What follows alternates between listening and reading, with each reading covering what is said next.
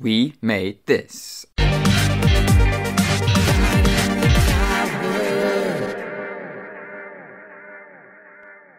Hello and welcome to Right in the Childhood, the podcast about kids TV, right here on the We Made This podcast network. My name's Mark Adams and I am your regular host.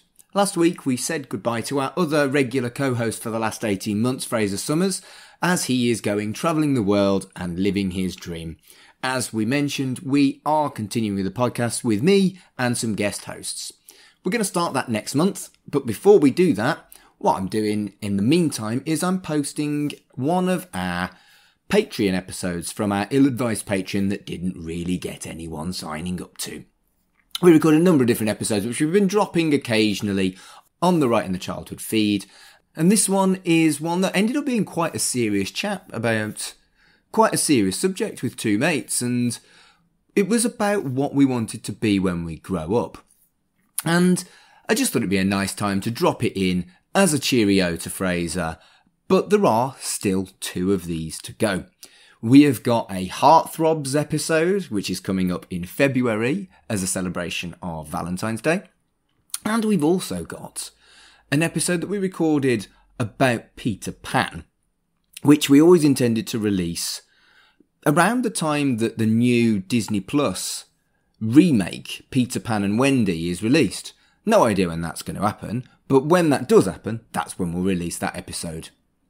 So yeah, have a listen if you're interested in a chat between us two. There's no kids telly here. There's just two mates having a chat about what they wanted to be when they grew up.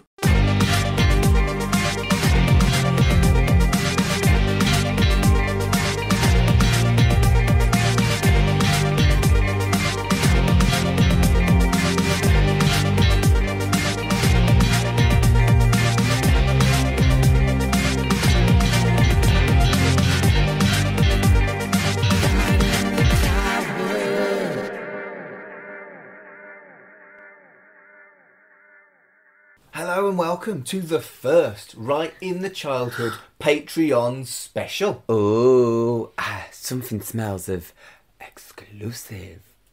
Or sounds of exclusive. Yeah, well, we decided we wanted to do a Patreon because we thought it would be cool if people wanted to chuck us a quid or chuck us a few quid if they like what we're doing, but we're never going to be one of those podcasts. No, it's never going to be like a feel mandatory or No. like you're missing out on something if you're not a part of it. It's always saying thank you for you saying thank you. Yeah. It's thank you all round, really. And Yeah.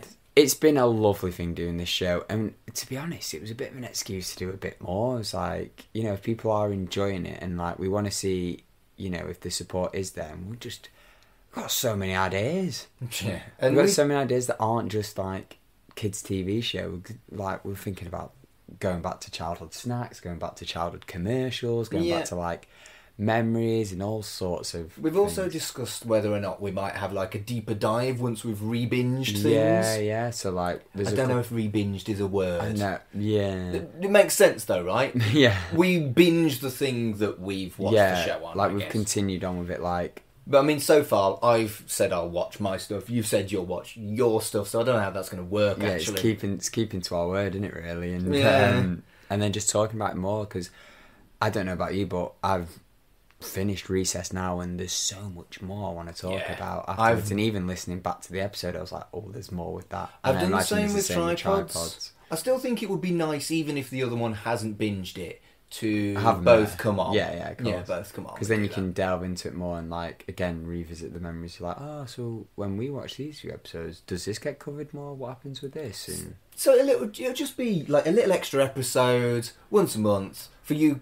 generous people who have shown us your love, but it won't be the many fan. The many fan. It won't ever be a full Right in the Childhood episode. It'll be a nice little extra of you and me, Fraser, having a bit of a chat. Unless I go on a tangent and then it ends up being an hour. I mean, that isn't beyond the realms of imagination. Likely to happen. Yeah. But you get all these podcasts where all they seem to fucking do is mention, sponsor us on Patreon, keep the lights on, help us out. Yeah. Fuck off. Support my OnlyFans. Oh, wait. No OnlyFans. No. But We're never going to do that. There's going to be one mention in between the two halves of the show, once per episode, to just give you a little reminder of what we're doing. Also to break up the episodes as well, because sometimes like we disappear for sometimes hours on end and then come back to it. But for you guys, it's like a little glimpse, and we thought, well, I might as well put something in the middle. Yeah. So, this was your idea, and I hope it works out, because my answer is a little bit dull. But Fraser, your idea was what? So we were thinking it would be nice to sort of almost take like a time machine back, or like at least a little trip back, and think back to when we were the age we were watching these TV shows, and sort of like almost look forward and see like how our lives have changed. So the first one we're going to do is what our dream job would have been when we were first watching the shows we were talking about, and like what our jobs are now, and what our younger self would think about it as well. Like almost like if we were having a conversation with our younger self, it's like, when I'm older, I want to be a da-da-da, and then me going, well, actually, you're a da-da-da, and see how they feel about it. Okay, so... Do you want to start off? Alright, well, I'm boring, unfortunately. When I was a kid, I literally Wait, should we have a guess? Yeah, yes. Did you... Guess what I wanted to be when I was at school? Did you want to be a Doctor Who? No. Did you want to... I could see... Because I know how, like, not obsessed, but you enjoyed your books. So I could see you always wanting to do something with books, maybe a writer or like a librarian, or I feel like stuff like your Beauty and the Beast, glamorized, owning your own library or something. But I could see you maybe wanting to be like a librarian or a writer or something along those lines. You are about 50% there. Oh, I did want to do stuff to do with books. I wanted to be an English teacher. From the absolute earliest memory of what I wanted to be as when I grew up, I was 100% certain that I wanted to be an English teacher. And the first thing I did when I got my A-levels was I went to university and I studied English. And the next thing I did after that, I took no breaks. I went all the way through academia. I took a PGCSE. And it sent me mental. I've heard scary stories about those like it's hard because when you get to a master's or like post uni, you are fixating on what you want to do like as a career, do you know what I mean? Like you're really delving in, but that's when it gets the most difficult because the workload is unbearable, and it's in the UK anyway, you're not as well covered as you were with undergrads, you know. The government do give you money to help you with your studies and that. But I don't know about you, with my postgrad, I was doing my studies, doing an internship, and had a job, and I was still having to do, like, getting overdraft and all that, like, financially, and all the... Opposite again. When I took on the PGCE, they were sponsoring people, giving them grants. Really? And I had enough money not only to live, but to live quite well as a PGCE student. Yeah. And it didn't matter. I wasn't exaggerating when I said it sent me mental. I had a nervous breakdown. Yeah. I had always wanted to be an English teacher. I had literally no other concept of what I would be as a kid. That was my job. That was what I was going for. And when it all went to shit and I was no good at it, it affected my mental health. I think that's what made it worse as well, was because it wasn't that... Because I thought, oh, maybe I want to be a journalist, and I did it as my master's, and then... It wasn't something I was like, oh, when I was a kid I saw Peter Parker and I wanted to be a journalist. It was something like relatively quite new. Don't tell me, I've got a guess, remember? No, that's alright. We won't talk about journalism.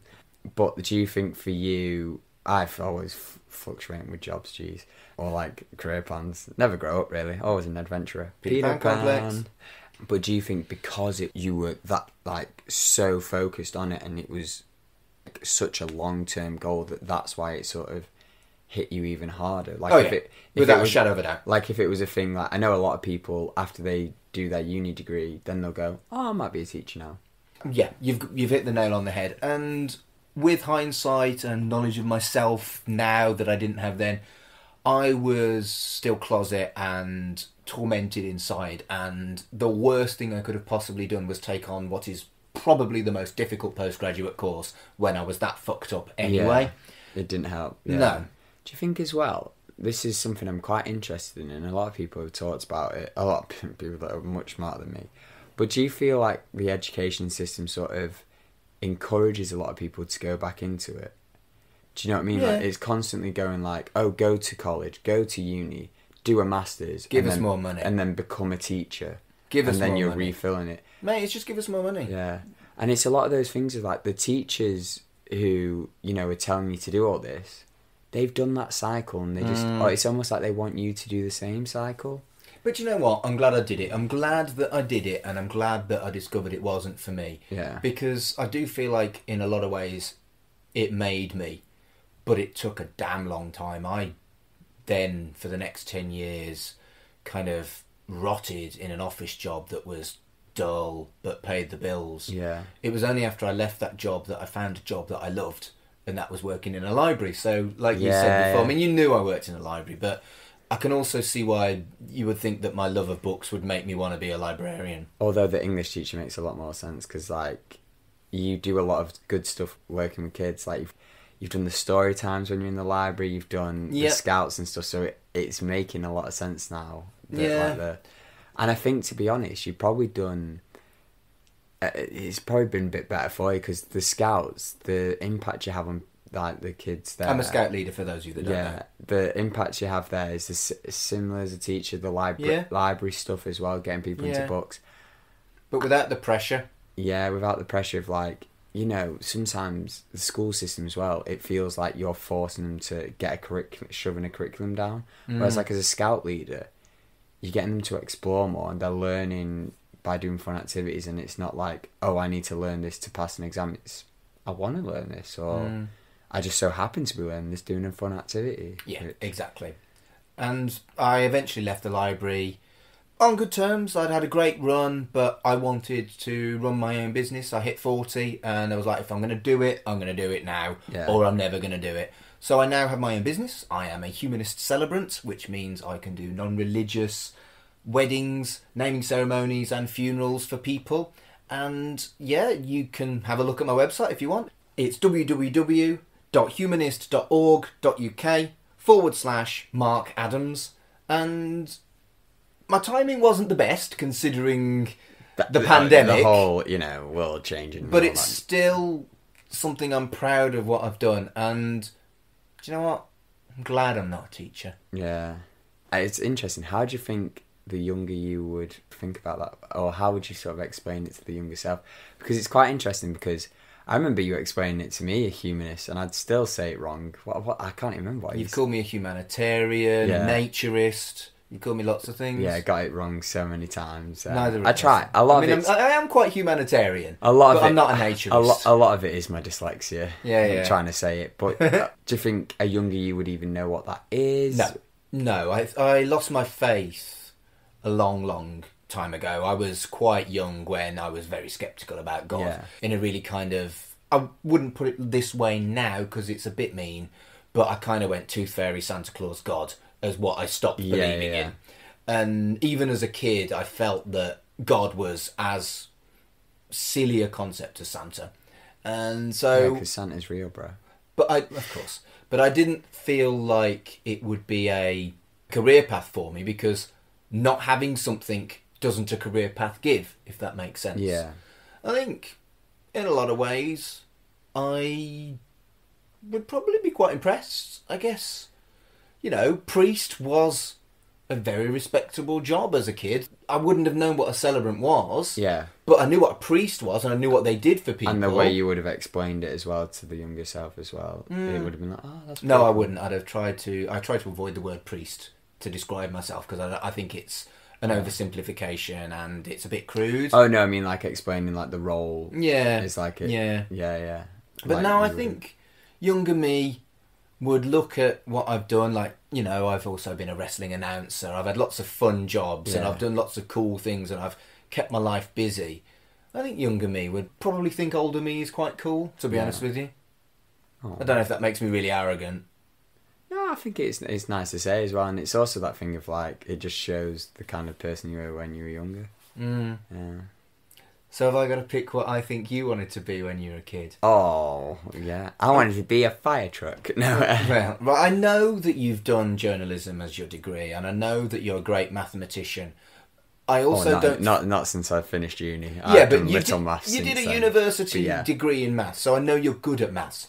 But you never talk about maths. You're not a mathsy person. You're not a maths nerd. So I don't think... Simpsons in the maths I will talk about all day, or Pixar in maths. But... I still don't think you wanted a mathsy job. No. But you said that you didn't want to be a journalist as a kid as well, because I would have guessed that, I think. I think I'd have guessed you'd have wanted to be a writer, a journalist... No, dyslexia plagued me bad as a child. I didn't find out I was dyslexic until I was like 18, I think. Okay. So writing was one of my biggest fears. I was terrible at English. Right. My English teachers never really got on with me, apart from one. She was my year 7 teacher. And I went to an all-boys school. I don't know if that gives you any insight to the person I am. It wasn't like Shawshank Redemption, believe it or not. There was... But there was this one English teacher who was female, and all the boys had a crush on her. And I was sort of... I don't know if I was peer pressured to have a crush on her, but I was a bit like... I behaved for her, but no one else. So I don't know what impact my peers had on me, or whether it was just that. But I thought I was the fucking coolest kid of all, because she used to sing All I Want for Christmas is Fraser. And I was like, yeah, boys, what can I say? No, that's a bit creepy. But no. That's creepy. It's even creepier because she didn't want me as like a, thinking I was attractive. She was like, no, as a baby, as like a son, because I looked like a toddler at the age of 11. No, that's creepy, man. Still creepy, isn't it? Nah, But you can imagine thinking I'm the cream of the crop and then being like, oh no, it's my son, like in a pram. Oh, my street cred just went down. Right, okay. Is the message. You have gone on a massive tangent. I'm still trying to work out what I think you wanted to be. You really liked football, you really liked wrestling. I wonder if it's as obvious as you wanted to be a footballer or a wrestler. Well, go on. I can go through the entire thing. Put me out of my misery. In primary school, I wanted nothing more than to be a footballer. Okay, good. I had trials for Manchester City and Manchester United. I was football obsessed. To be fair, I was sports obsessed. If I wasn't a footballer, I wanted to be a cricketer. There was a point where I wanted to do both. Because I knew there was one sportsman who did it in the past. W.G. Grace, like hundreds of years ago. Yeah. But those were the things I wanted to be. I always idolised like Cristiano Ronaldo and like Freddie Flintoff and Kevin Peterson, Wayne Rooney. So much so that like I might have talked about this with you and maybe in a podcast format. But I have this weird thing, and I think I got it when I was a child. This is like proper. I feel like this is like on the spectrum level stuff, which explains the maths as well. But I used to watch stuff. I'd be able to good at replicating stuff. And I think that sort of helped me with like acting and stuff like that and performing and like with wrestling. I've been able to replicate stuff. So I used to replicate how Freddie Flintoff bowled, and I used to replicate how Kevin Peterson batted. Okay. And I used to, with Ronaldo, when he introduced all these tricks that no one had ever really seen before. And I did the same thing with that. I always replicated. But the saddest thing was, footballers wear long socks, and then he wore like these little ankle socks as well. So I used to do that as well. So you used to emulate your heroes. Yeah, I can see you doing that. But then I fell out of love with football when I got to high school, and I tried out for the football team, and I just didn't like the people who were there. Like the people who took it too serious, and it was like people were trying to injure one another, and like I'd literally get a tackle on someone, and someone would get so angry, and I was like, I don't need this vibe. It's not for me. And yeah, I sort of fell out of love with football. I still played it away from school, but then afterwards I was like, no, this is not what I want. And then I got really into drama in high school. Okay. I'd always been a class clown, and I'd always liked the idea of like, I think attention on me and stuff like that. But our first ever drama lesson, I never had drama in primary school. And I was the only one from my primary school that went to this high school. So I was kind of alone, and I was like, oh, I'll just do like a 1 minute performance. And I'm terrible for this. I always procrastinate and I just go, I'll just do a bit of ad-lib, it's fine. Right. And I did ad-lib at the end of this episode, and the whole class loved it. The teacher loved it and was like, have you ever done drama before? I was like, no. And that's how I basically made all my friends in like high school, was through that one performance, and people were like, you're really quite funny. And then I'd be a class clowning thing, and drama was always sort of... So you wanted to be an actor? My escape for it. So there was a point where I was like, I could see myself doing drama. And then wrestling, I saw wrestling, and wrestling was sort of the thing I wanted to do. So yeah, so primary school it was footballer, high school it was wrestler, And then we saw how that went. I fell out of love with wrestling. Just kind of glad I did. But then I had this great discovery when I was like, the stuff from wrestling that I enjoy is the performer aspect. So I want to be a performer. Yeah. And that's sort of what I've got into. I've done I've performed in different scare mazes. I'm going to be a Christmas elf soon, which I'm really excited about. I had an amazing job at Nickelodeon as like Patrick from SpongeBob, Mikey and Raffers, bringing joy to kids. And I've done a lot of working with kids as well. There was a point where I thought I wanted to be a teacher. Yeah. But again, it's that thing of the school system sort of I think I just wanted to be in school more. And I think that's the whole thing of... Well, when you lived in Manchester, you were a scout leader with me for a while as well, and you were great at it. And I've worked at like a summer camp for ages as well. Yeah. And a big part of that was I always wanted to go to America. And you're younger than me. Long term, do you feel like these kind of dotting in and out of temporary contract jobs is you'll cope with that as you get older? I think, almost talking to myself, I've said to myself, like, keep up the seasonal work while you're still enjoying it. Yeah. Like, I'm having fun doing scare acting, having fun with Nickelodeon, I'm having fun. As soon as I fall out of love with something, that's when I'll stop doing it. That's when I stopped wrestling. I felt Jay Lethal, little name drop there, sorry, I'll just try and pick it up. He always said that wrestling should be fun. Yeah. And when it stops being fun, don't do it anymore. That was my attitude to a lot of things that I've done. Yeah, and he was a big, like, someone who I looked up to. Like, I did a training week with him, and he gravitated towards me quite quickly. One of the best compliments I got in wrestling was like, you remind me of Amazing Red. And I was like, because he was like his really close friend. And this guy literally, like, there was like 10 or 12 people signed on this course, and Jay would always be like, Fraser, do you want to just do a bit of a wrestle? Like, before the class started, and then afterwards. And it was so much fun. And, like, that was one of the best parts about wrestling, was, like, some of the people, like, you'd meet. Obviously, we met there. Yeah. But then, his message resonated with me when I fell out of love with it, because people were, the people in the back, the politics behind it. I was like, I don't need this. And then with wrestling, for me, I've always been a character. I've never been like, I can do all the, grapple, whatever. And I know all this technical wrestling, and I'm not being arrogant, but if I wanted to, I could be like I'm so technical, look at me, I wear shorty shorts and I don't wear knee pads and all that jazz. But I'd rather be a character and do that as well, do you know what I mean?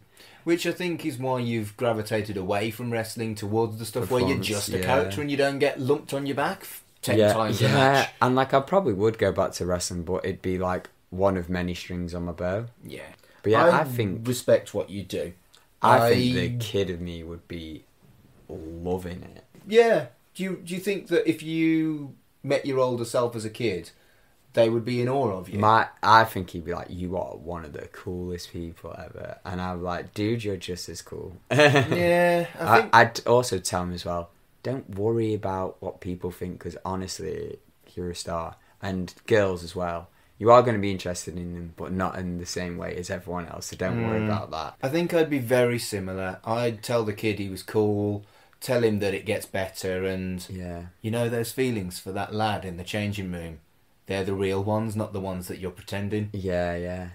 But honestly, I think he'd love it, and it's interesting because, like, I'm very fortunate that I've got nephews as well, and they kind of like the stuff I do. And they are very similar to me, so it's like, it's cool sort of seeing their reaction and what they think of the stuff I do. And long term, who knows? I might be someone different in my 30s, but I can see myself staying jumping around here, there and everywhere, because it's like the Peter Pan thing, next adventure, always in the clouds. Your Peter Pan complex won't go away, because I've had 15 more years of it, and still there. I might look a bit older, I might occasionally feel a bit older, but I'm still the same young man into the same young things. My tastes haven't changed very much, certainly in popular culture. As this podcast shows. Yeah. Really, doesn't it? And get on with your life and live it the way you should, man. Yeah. You only get one life. I love this. It's very deep. It's a bit deeper than I thought. Yeah. Should we put? Yeah. Let's put a put a happy note on. Yeah.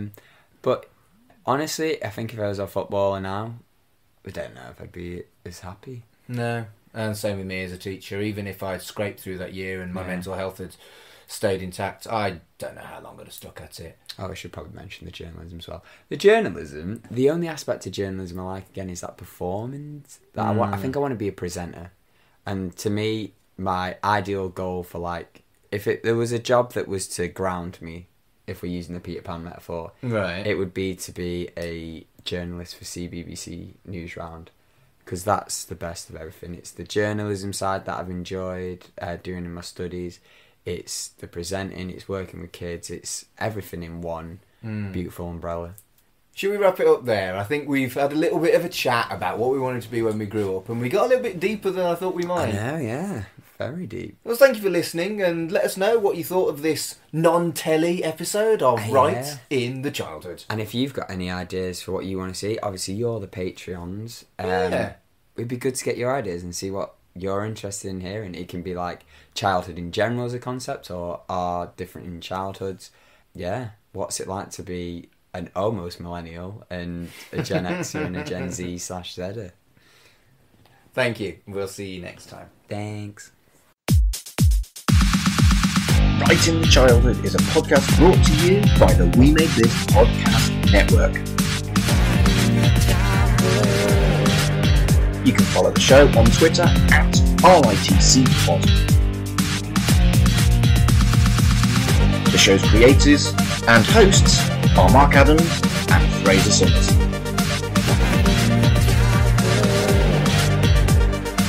Follow us on Twitter at MarkAdamsHC and at SpiderPanTweets.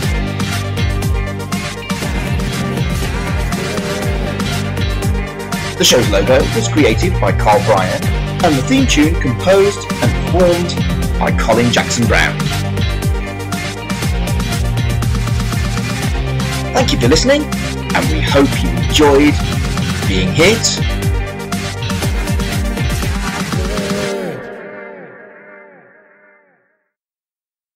Hello everyone, this is Tony, Network Chief of We Made This. As you know, our podcast network brings together a brilliant assortment of talent who talk about all kinds of pop culture content, such as the episode you just listened to. We're not going anywhere, but we'd love to keep the lights on for even longer if you're able to support our network on Patreon.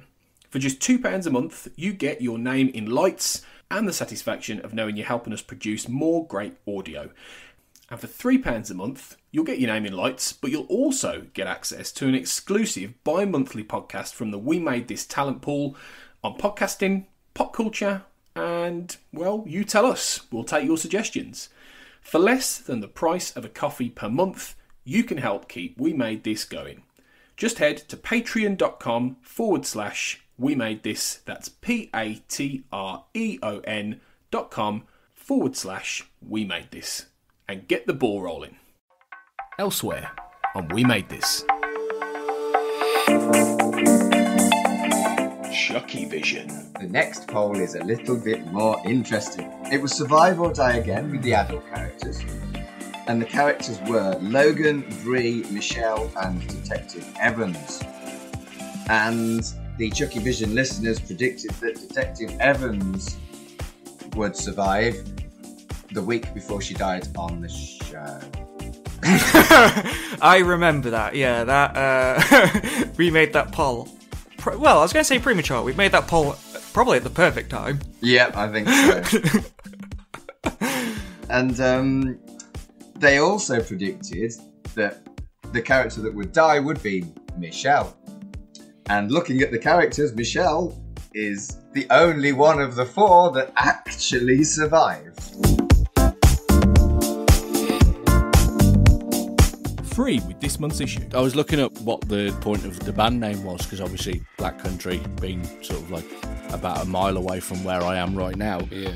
Black Country New Road, they have said it's a metaphor for a good way out of a bad place. So, fuck you! Not going to endear themselves to many Midlanders with that. Dudley Zoo and Wolverhampton Civic Hall are fucking ace. Yep, both of those places. Well done, Colin. Yeah. Successfully defended yourself with 2 locations. I have.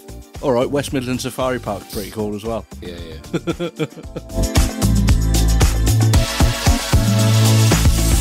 Frame to frame. This episode was our Christmas horror film episode. Yeah. Now you mention Gremlins. Whoa. Where was that a week ago? Well, I mean, what can I say? I mean, genuinely, this is you should have consulted the Ghost of Christmas Yet to Come, and you would have been able to see this situation happening before it did. So this is episode 81 of the podcast, right? And I will flat out say to you now, this is the worst film I've watched for this podcast. It is worse than Sextet. It is worse than Cats. I just hated everything. Check out all of these shows and more on the We Made This podcast network.